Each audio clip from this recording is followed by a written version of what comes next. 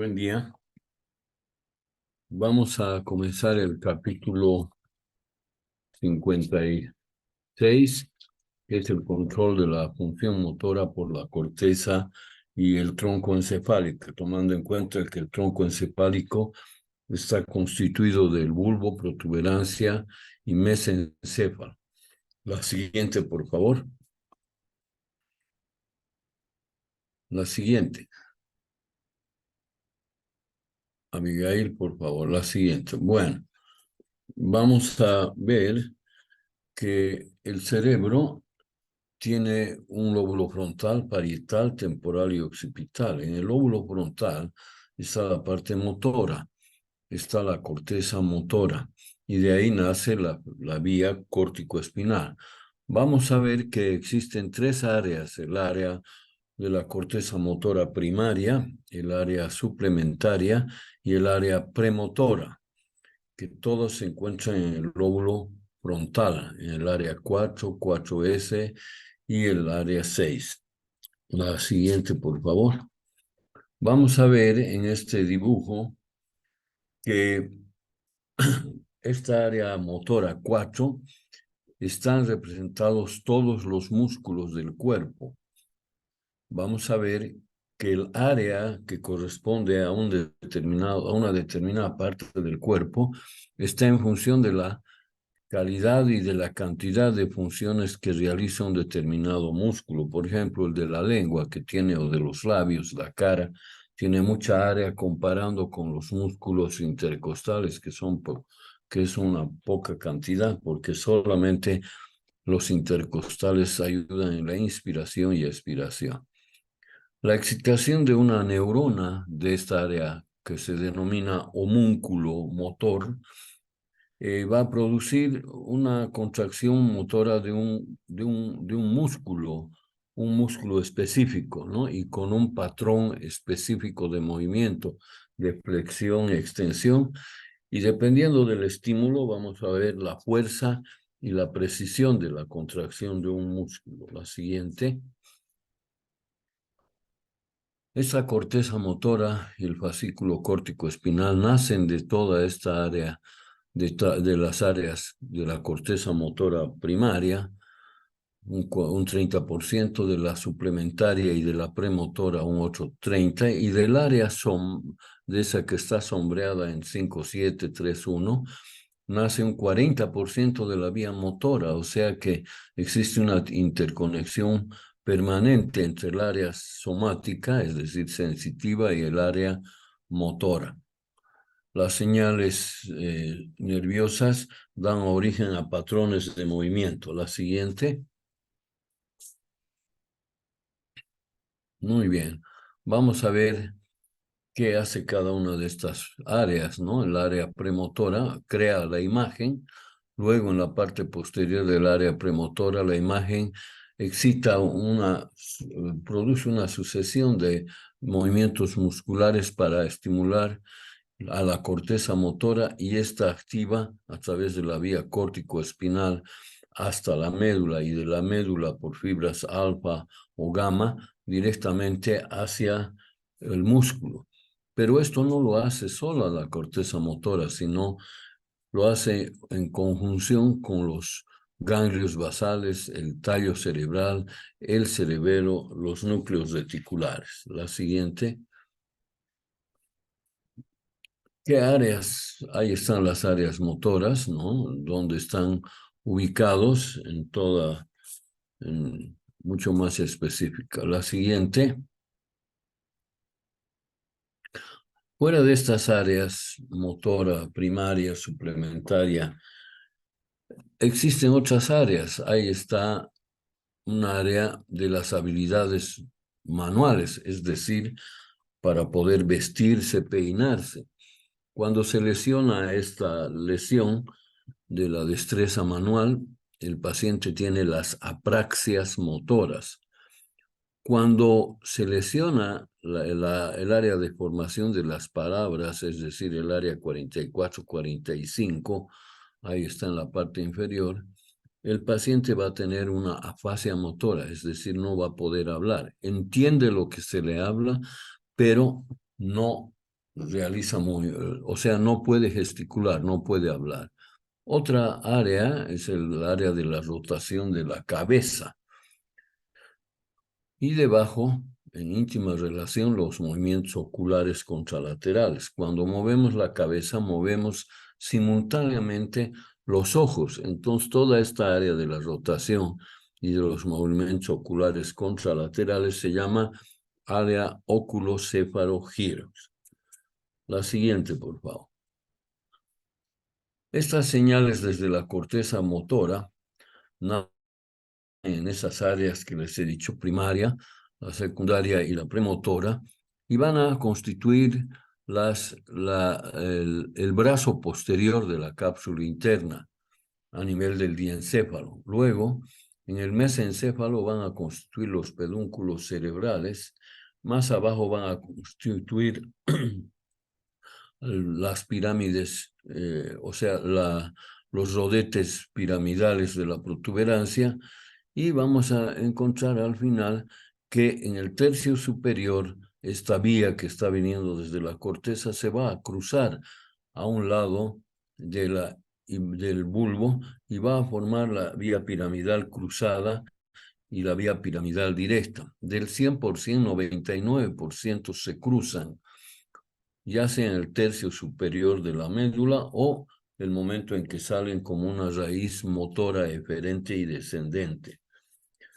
Como les decía, 30% nace la vía motora del área motora primaria, del área premotora y suplementaria 30%, y de la corteza somática un 40%. Mandan impulsos a gran velocidad en unos 70 metros por segundo. La siguiente. Esta transmisión desde la corteza motora a los músculos está conectada con otros axones, con otras vías. La corteza motora se conecta con la corteza motora del otro hemisferio. Se conecta con el núcleo caudado, con los ganglios basales, el putamen. Se conecta con los núcleos, en especial el núcleo rojo, que es un accesorio de la corteza motora, ¿no? Del núcleo rojo ubicado en el mesencéfalo. Y también hay vías que van a ir desde la corteza hasta los músculos reticulares, a los músculos vestibulares que se encuentran en el tallo cerebral. También van a los núcleos pontinos y van a formar la vía córtico-ponto-cerebelosa. Entonces, el cerebro está conectado con el cerebro o con el cerebelo, ¿es verdad? Y hay núcleos que se conectan con las olivas vulvares, van a constituir el núcleo, la vía córtico-olivar, y de las olivas nacen hacia la médula espinal las vías olivo o oligo, también se llaman oligoespinales. La siguiente, por favor. Esta transmisión de señales de la corteza a los músculos lo hace por vías, como les he dicho, a través de los ganglios basales, de los núcleos del tallo cerebral, de los núcleos vestibulares, reticulares. Pero también hace conexión con un núcleo, con el núcleo del tálamo, que es el núcleo sensitivo, el que recibe toda la sensibilidad o todas las sensaciones.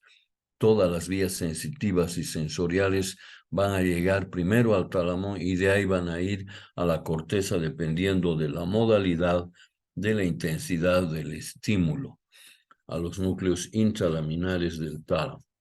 La siguiente.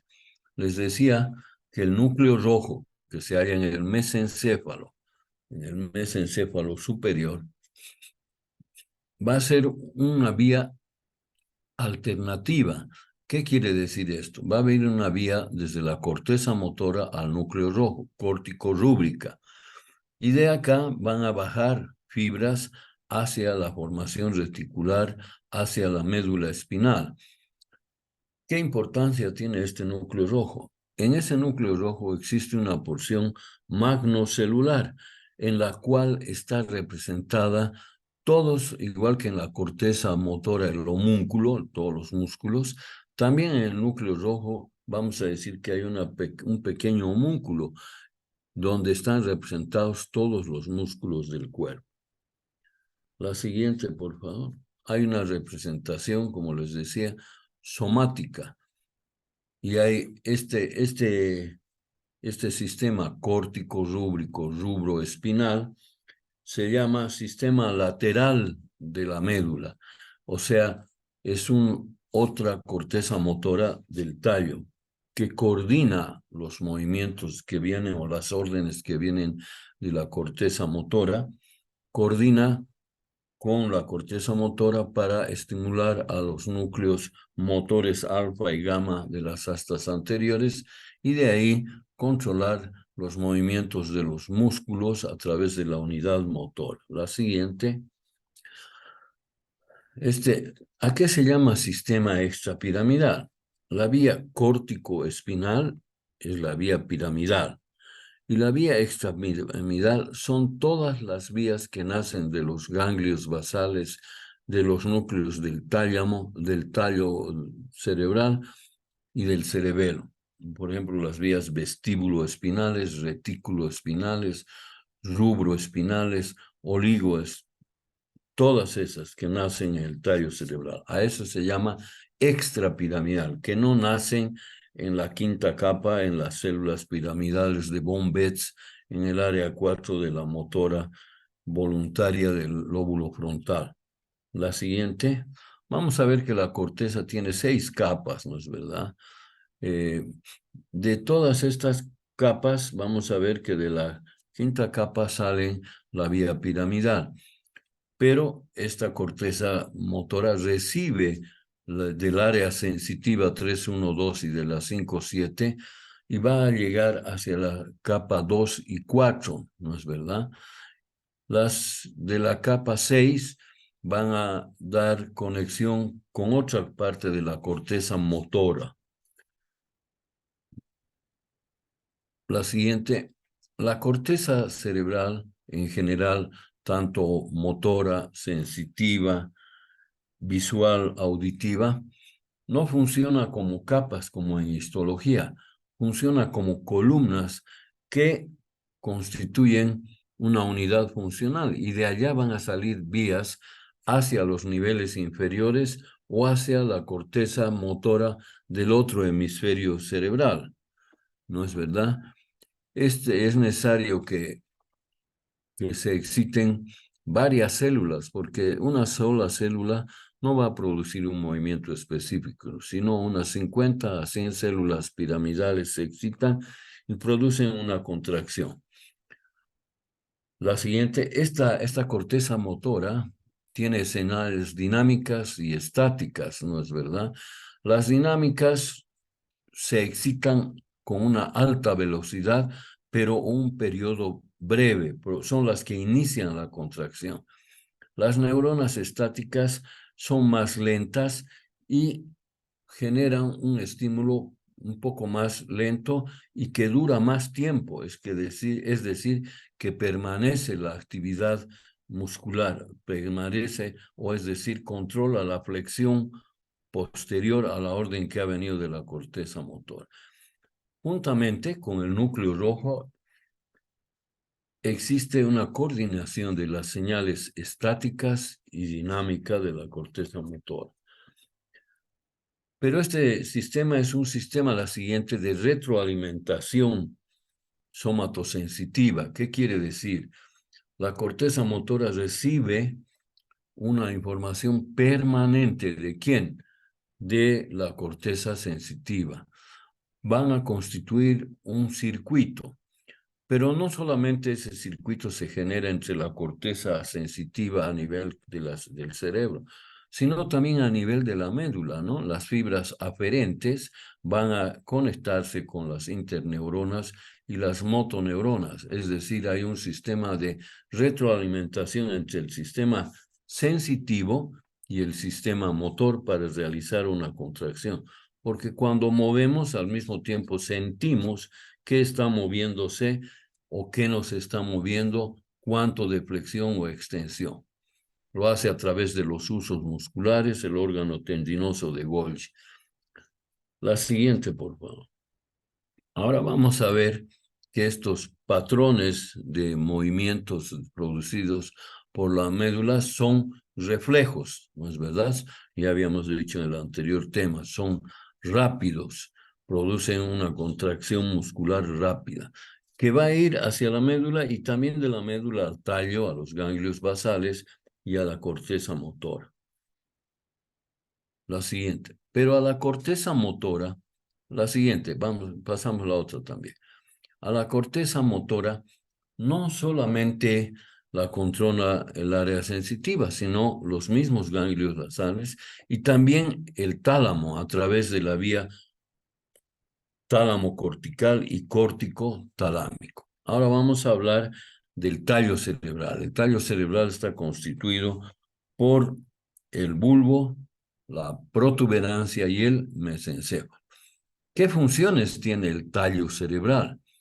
Está en los centros respiratorios. Cuando han llevado el tema de respiración, de sistemas respiratorios, han visto que hay núcleos inspiratorios, expiratorios, núcleos neumotáxicos. Ahí está en el tallo. Controla la función cardiovascular, ¿no es verdad? Es decir, controla al cerebro, el tallo cerebral controla al corazón para que realice la sístole y diástole a través del sistema simpático y parasimpático. El funcionamiento digestivo, los movimientos estereotipados del cuerpo, o sea, movimientos combinados de flexión, rotación. Nosotros no hacemos movimientos de extensión, flexión, sino hacemos flexión, extensión, rotación interna. A eso se llama estereotipados. Control del equilibrio para pararnos, para caminar, para correr. Control de los movimientos oculares, los músculos que están inervados por el tercero, cuarto y sexto par craneal están en el tallo cerebral y estos coordinan su función para que cuando movamos la cabeza, los ojos van en el mismo sentido. Y a eso se llaman movimientos óculo-cefalogiros. La siguiente, por favor. Lo que les decía, el tallo cerebral tiene núcleos. Este es un dibujo de la cara posterior del tallo cerebral. Tenemos ahí abajo el bulbo, la protuberancia y más arriba el mesencéfalo. Vamos a ver que en esta parte existen núcleos reticulares. Los núcleos reticulares que van desde el tercer segmento cervical hasta los núcleos intralaminares del tálamo se dividen en el tallo en núcleos reticulares pontinos excitadores, que es decir, que excitan tanto hacia arriba como hacia abajo de la protuberancia. Los núcleos vestibulares, que están en el área vestibular a nivel del piso del cuarto ventrículo, donde existen 5 núcleos, van a tener una función de tipo inhibidora, al igual que los núcleos reticulares bulbares. ¿Inhibidora de qué? De la médula espinal, de las motoneuronas, ¿no es verdad? Estos núcleos reticulares pontinos tienen una alta excitabilidad, son muy sensibles, ¿no? Lo hacen mandando vías ascendentes y vías descendentes. La siguiente, por favor. ¿Para qué sirve toda esta función de estos dos grupos de núcleos, excitadores e inhibidores? Estos núcleos reticulares bulbares, como les decía, que están en el bulbo, están en la porción ventral y medial de la línea media, señales inhibidoras a las motoneuronas anteriores, forman el fascículo cortical, reciben señales colaterales de la vía córtico-espinal, rubroespinal y de las vías otras motoras, ya les dije, de los ganglios basales del mesencéfalo. Estos funcionan en forma antagonista, los reticulares con los vestibulares. Unos excitan y unos inhiben. Ya les dije en la anterior clase que un movimiento de flexión genera la excitación de un grupo de músculos y la inhibición de otros. Unos flexionan y otros se alargan. Entonces, el movimiento muscular es el juego antagónico, sinérgico de músculos agonistas y de músculos antagonistas. La siguiente. Estos núcleos vestibulares sirven para controlar los músculos gravitatorios, es decir, los que van a estar en relación con los músculos para pararnos, para caminar, para correr. ¿Dónde están estos músculos? En el tallo, en la columna, y principalmente están a nivel de los pies, ¿no es verdad? De la planta de los pies. Entonces, va a ver que estos núcleos vesticulares y reticulares, cuando controlan estos, reciben la información de la planta de los pies a través de las vías aferentes, reciben la información del grado de extensión o flexión que tiene a través del uso muscular o el órgano tendinoso de Golgi. ¿Qué pasa cuando estos núcleos a nivel del tallo cerebral, del mesencéfalo, están bloqueados, es decir, se hayan lesionados? Se produce la rigidez del animal descerebrado, ¿no? Hay dos tipos. Cuando la lesión está a nivel de los tubérculos cuadrigéminos inferiores, es decir, del mesencéfalo inferior, se produce la descerebración, que consiste en un movimiento de hiperextensión de las extremidades superiores, del tronco encefálico, los miembros inferiores y una hiperextensión con rotación interna. Es diferente la decorticación. La decorticación es un movimiento de rigidez exactamente por lesión de los a nivel del mesencéfalo superior, de los tubérculos cuadrigéminos superiores. Y el animal, cuando se lo estimula, produce una flexión con una rotación del tronco y de la cabeza.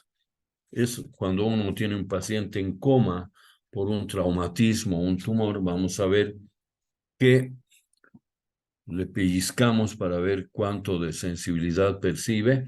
Vamos a ver respuestas de descerebración o de corticación, porque estos núcleos vestibulares y reticulares están, se puede decir, ya no controlados por la corteza, entonces se liberan y producen esa espasticidad, esa rigidez de descerebración. La siguiente. Vamos a hablar ahora de las sensaciones vestibulares, es decir, del equilibrio. El equilibrio se encuentra, o sea, toda la estructura está en el oído interno, ¿no es verdad? Que está formado por los conductos semicirculares, que son 3. Está formado por un sistema de un laberinto membranoso, donde está la cóclea, los conductos semicirculares, y están dos estructuras muy importantes, el utrículo y el sáculo. La siguiente. En ese utrículo y el sáculo están las máculas, que son los órganos sensitivos del utrículo y del sáculo. Es decir, son ellos los que van a recibir la información del grado de orientación de la cabeza con respecto a la gravedad. Y ahí vamos a tener en especial la cresta ampolar y la mácula, donde vamos a tener una masa gelatinosa que tiene cúpula, unos penachos, es decir, unos cilios, se llaman las células pilosas, y vamos a tener los otolitos, que tienen una capa gelatinosa, los elementos celulares, y de allá salen las fibras nerviosas. La siguiente, donde vamos a encontrar a la unidad funcional del equilibrio, vamos a decir. Vamos a ver que existe los estereocilios, son muchos, en distintas direcciones están, ¿no? Conectados entre ellos a través de una membrana.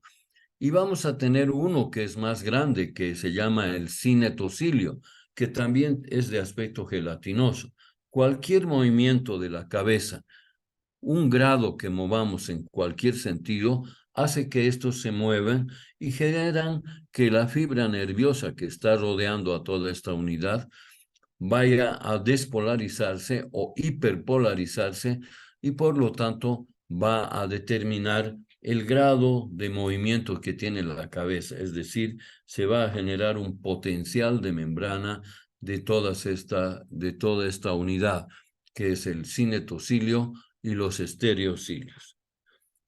Cuando se mueve la cabeza en distintos grados, también va a cambiar ¿de qué? De dirección los conductos semicirculares, donde tenemos un líquido, ¿no es verdad? Ese líquido también va a ser un líquido que va a estimular a estas estructuras y va a generar una información del grado de movimiento que tiene nuestra cabeza. Ese líquido se llama endolinfa, ¿no es verdad? La siguiente, ahí vamos a ver a los conductos semicirculares, donde está la ampolla, la cúpula, las células pilosas, los estereocilios, los sinocilios. La siguiente, por favor. ¿Qué función tienen el utrículo y el sáculo en el mantenimiento del equilibrio? Estas células que se estimulan con el movimiento de la cabeza con respecto a la gravedad van a mandar información a través de vías del octavo par craneal. El octavo par craneal, acuérdense que es no solamente auditivo, sino está en relación ¿con qué? Con el equilibrio, está en relación con el cerebelo, en especial con el lóbulo flóculo nodular, que ese es el encargado de controlar el equilibrio de los movimientos que produce el cuerpo cuando caminamos, corremos, sentados, pero estamos en equilibrio, y un equilibrio dinámico cuando estamos caminando, corriendo. Hay movimientos no solamente de ese tipo, sino hay un movimiento de aceleración y desaceleración, por ejemplo, cuando corremos, cuando caminamos. La siguiente. Estos conductos, la siguiente, por favor, detectan la rotación de la cabeza por los conductos semicirculares, ¿no es verdad? Ahí está bien. ¿Qué quiere decir función predictiva? Predecir es anticiparse a algo, ¿no es verdad? Entonces, si nosotros, por ejemplo, si yo flexiono mi cabeza hacia adelante, el siguiente movimiento va a ser, ¿qué? De extensión, no va a ser rotación externa o hiperextensión. Entonces, estos conductos semicirculares están encargados de predecir el siguiente movimiento que va a realizar. Esto lo hace como el nódulo y el nódulo del cerebelo.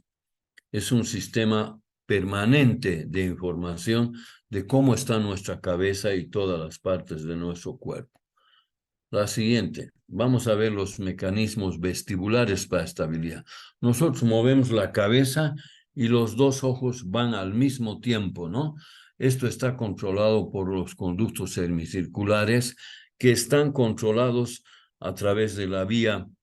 Hemos dicho que en la corteza motora y el área óculo-cefalogiro, esta va a coordinar a través de la vía córtico-vestibular los movimientos de los ojos, de los pares craneales que controla la motilidad ocular. Acuérdense que el tercer par craneal, el motor ocular común, el cuarto, el patético, y el sexto, el motor ocular externo, son los que movilizan, son los músculos a través de estos pares craneales para mover nuestros ojos en externo e interno hacia arriba o hacer un movimiento conjugado.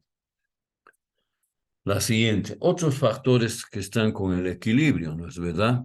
Tenemos unos receptores en el cuello, que son los propioceptores, que van a informar hacia los núcleos vestibulares y reticulares del tálamo, del tallo cerebral, sobre el grado de flexión que tiene nuestra cabeza con respecto al movimiento.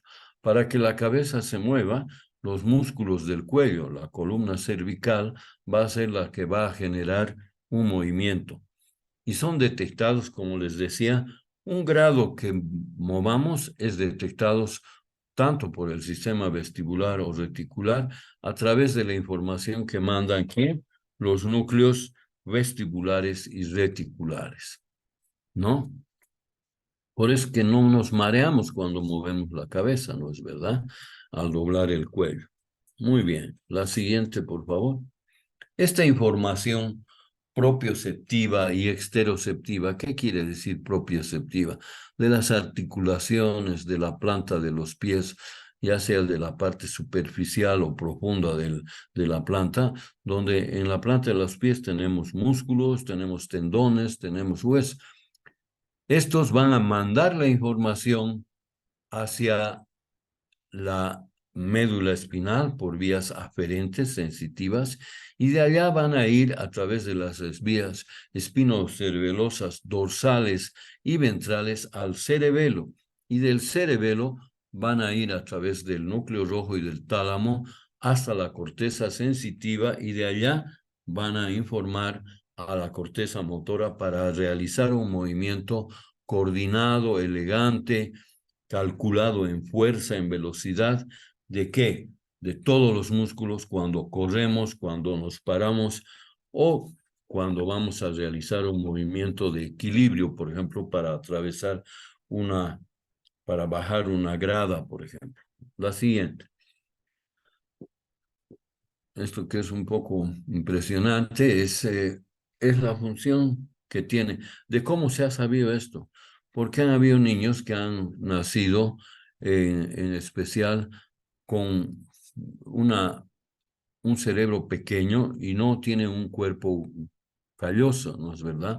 Estos nacen y viven unas pocas semanas y pueden hacer algunos movimientos, pero después de unos días fallecen porque eh, no tienen una corteza motora y una corteza cerebral desarrollada.